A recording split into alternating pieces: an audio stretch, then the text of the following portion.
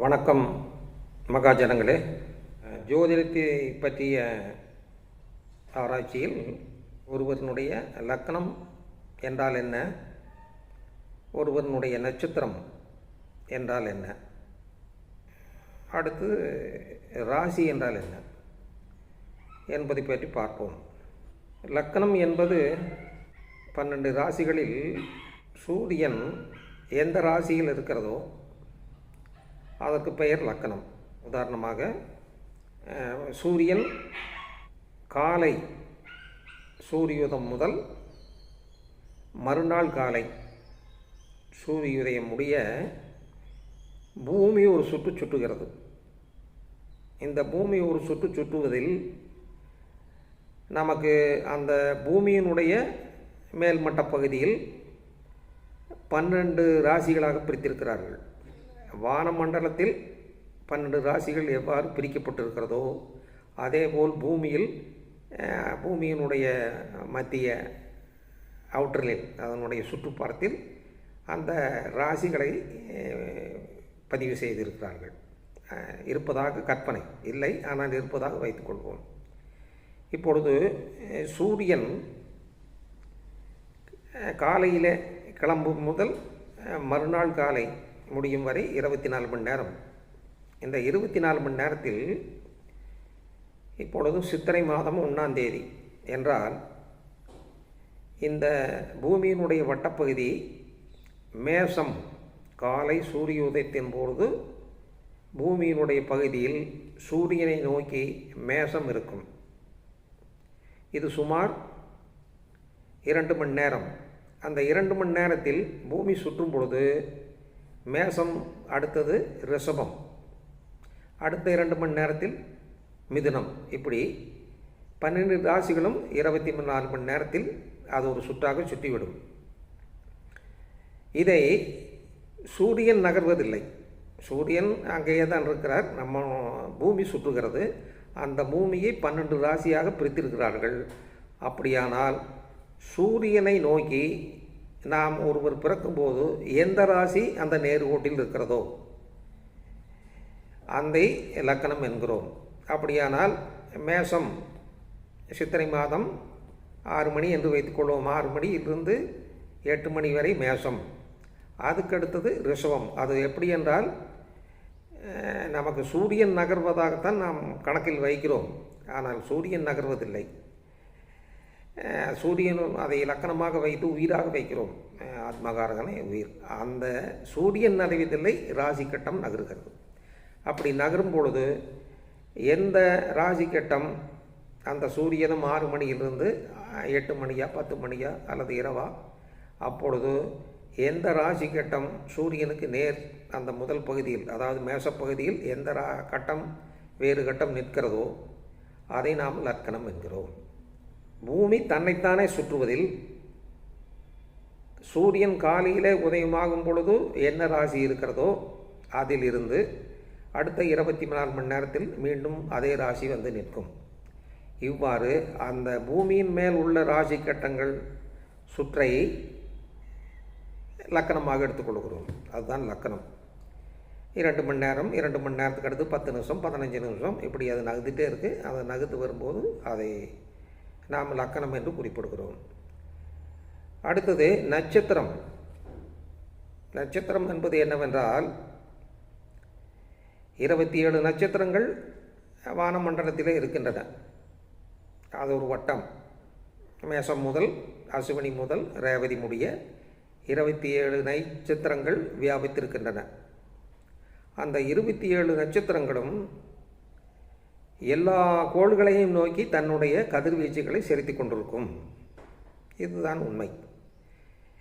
இந்த நாம் சொல்லக்கூடிய 7 கிரகம், சூரிய குடும்பத்தில் 7 கிரகம், அதனுடன் 2 ராகு கேது, இந்த இவைகளின் மேல் அந்த 27 நட்சத்திரங்களுடைய ஒளிக்கதிர்கள் அல்லது அதிர்வுகள், அந்த அலைகள், அதிர்வுகள், எப்படி என்று வைத்து கொள்ளலாம். ஒளி அது எல்லா கோள்களையும் நோக்கி செலுத்தி கொண்டிருக்கிறது. இது உண்மை. அடுத்தது சந்திரனை நோக்கியும் அது பூமியை நோக்கி சந்திரன் நோக்கி அது செலுத்தி கொண்டு தான் இருக்கிறது. இதில் சந்திரன் பூமியை ஒரு மாதத்தில் ஒரு சுற்று சுற்றுகிறது. சந்திரன் ஒரு மாதத்தில் பூமி ஒரு சுற்று வந்துவிடும். இதைத்தான் நாம் மாதம் என்கிறோம். அதேபோல் அந்த மாதத்தில் சூரியன் ஒரு ராசி கட்டத்தை தாண்டிவிடும். ஆனால் அந்த 30 நாட்களுக்குள் சுமார் 30 நாள் வித்தியாசங்கள் வரலாம். இதில் சந்திரன் பூமியை சுற்றும் பொழுது பூமியை நோக்கி 27 நட்சத்திரங்கள் கதிர்வீச்சுகள் வீசிக்கொண்டிருக்கின்றன. அப்பொழுது இந்த சந்திரன் பூமியை சுற்றும் பொழுது அந்த எல்லா ஒரு சுற்றும் பொழுது அந்த 27 நட்சத்திரங்களையும் சந்திரன் கடந்து வருது. அந்த ஒளிக்கதிர்கள் வழியாக சந்திரன் அந்த ஒவ்வொரு நட்சத்திரத்தினுடைய ஒளியை தான் வாங்கி பூமிக்கு கொடுக்கிறது. இதுதான் உண்மை. எனவே சந்திரன் அந்த வானமண்டலத்தில் பூமியை சுற்றும் பொழுது பூமியை நோக்கி வந்து கொண்டிருக்கும் அந்த கதிர்வீச்சுகளில் அந்த 27 கதிர்வீச்சுகள், 27 நட்சத்திரங்கள், 27 கதிர்வீச்சுகள், அந்த எந்தெந்த நட்சத்திரத்தில் அப்பொழுது சந்திரன் நின்று அந்த வட்டத்தில் நின்று அது பூமிக்கு அந்த கதிர்வீச்சுகளை செலுத்துகிறதோ அதைத்தான் நாம் நட்சத்திரம் என்கிறோம். அப்பொழுது அந்த சந்திரன் எந்த ராசியில் இருக்கிறதோ அந்த ராசி கட்டத்தை ராசி என்கிறோம். 12 கட்டங்களில் எந்தாவது நட்சத்திரம் அது எத்தனாவது கட்டம் என்பதை பார்த்து அதை ராசி என்கிறோம்.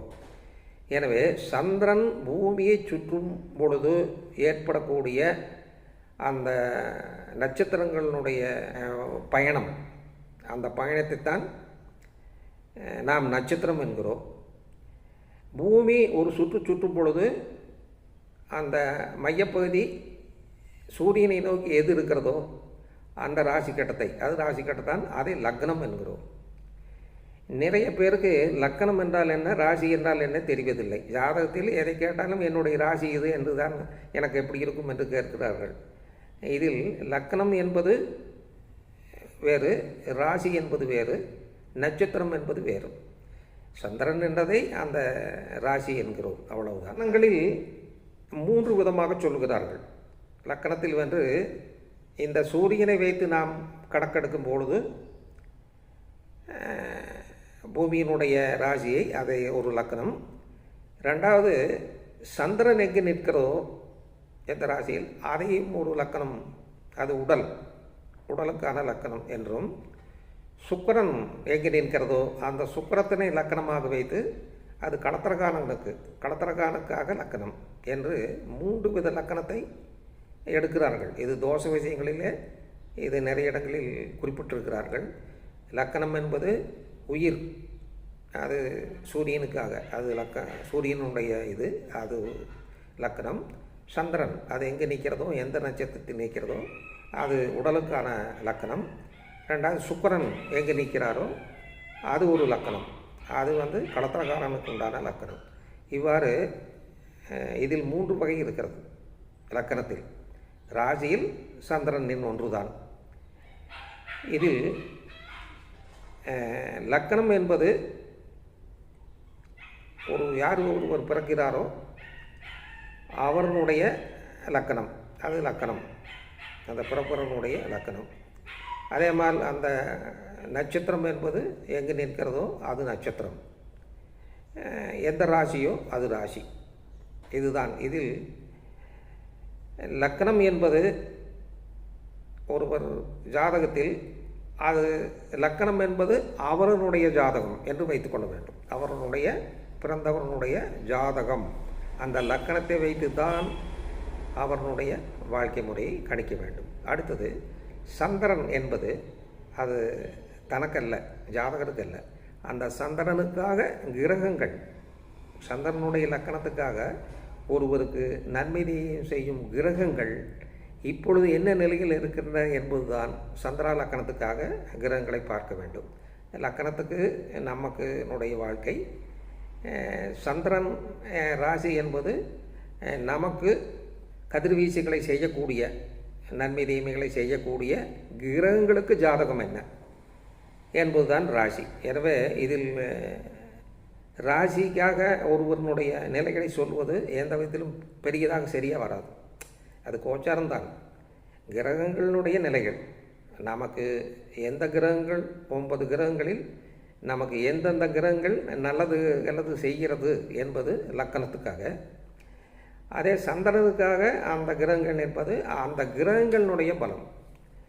நமக்கு நல்லது செய்ய வேண்டிய கிரகங்கள் பலம் இருந்தால் தான் நம்மளுக்கு நல்லது செய்யும், இல்லாவிட்டால் செய்யாது. இதுதான் லக்கணத்துக்கும் சந்திரனுக்கும் உள்ள வேறுபாடு. இதை நிறைய பேர் லக்கணம் சந்திரன் இரண்டையும் ராசியும் குழப்பிக்கொள்கிறார்கள். எது முக்கியம் என்பதே தெரியவில்லை.